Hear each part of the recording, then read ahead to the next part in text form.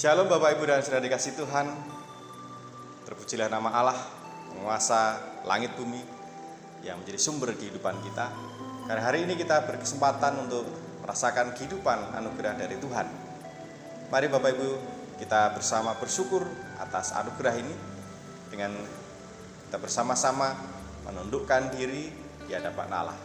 Mari kita berdoa. Kami bersujud di hadapan-Mu ya Tuhan, menyembah dan memuliakan nama-Mu, sebab Engkaulah Allah yang menjadi sumber kehidupan kami. Engkau pencipta langit dan bumi, dan Engkau juga yang memelihara seluruh ciptaan di muka bumi ini. Kami bersyukur bahwa hari ini berkesempatan untuk boleh kembali melihat matahari terbit, boleh kembali merasakan sejuk dan segarnya udara. Terima kasih ya Allah. Kami memulai hari kami dengan penuh rasa syukur dan sukacita. Dan bila firman-Mu melengkapi kami, sehingga kami boleh terus berjalan seturut dengan kehendak-Mu. Berfirmanlah ya Tuhan, kami semua siap untuk mendengarkan. Amin. Ibu bapak dan saudara dikasih Tuhan, sapaan firman pada pagi ini saya bacakan dari Injil Matius 12 ayat 7. Matius 12 ayat 7 demikian. Jika memang kamu mengerti maksud firman ini, yang ku kehendaki ialah belas kasihan dan bukan persembahan, tentu kamu tidak menghukum orang yang tidak bersalah. Amin. Demikian sabda Tuhan. Bapak Ibu dan saudara dikasih Tuhan, kehadiran agama di tengah kehidupan manusia, peradaban manusia, itu tujuannya adalah untuk menata dan mengatur hidup manusia.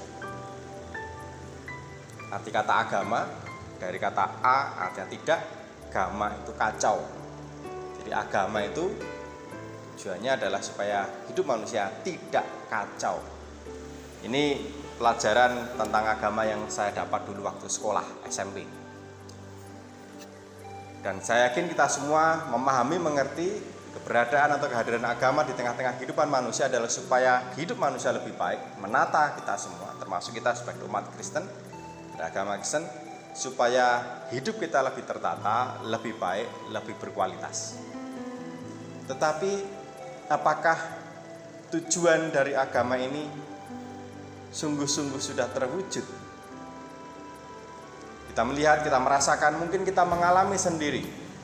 Justru kehadiran agama, keberadaan agama membuat manusia memunculkan kekacauan baru atas dasar agama.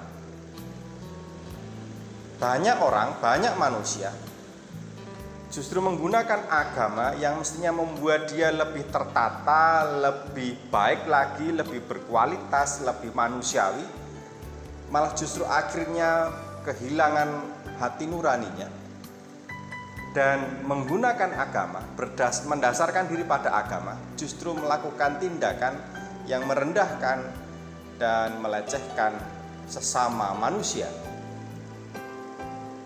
Seolah-olah agama sudah kehilangan tujuan mula-mulanya. Tetapi bukan agamanya yang salah tentu saja, tapi manusia dalam memahami, memaknai agamanya sendiri. Dan Tuhan Yesus pun mengalami serta merasakan hal yang demikian pada zaman itu. Orang-orang Yahudi yang memang menerima pengajaran dari Tuhan, perintah dari Tuhan, dan harapannya adalah supaya hidup mereka tertata dengan baik, senantiasa patuh setia kepada Allah. Mereka jatuh pada tindakan yang justru membuat mereka kehilangan hati nurani, kemanusiaan mereka.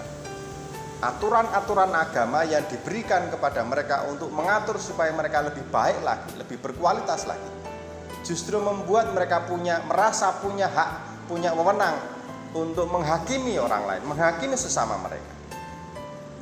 Kehidupan menjadi tidak lebih baik lagi karena mereka saling menghakimi, saling merendahkan, saling menghujat.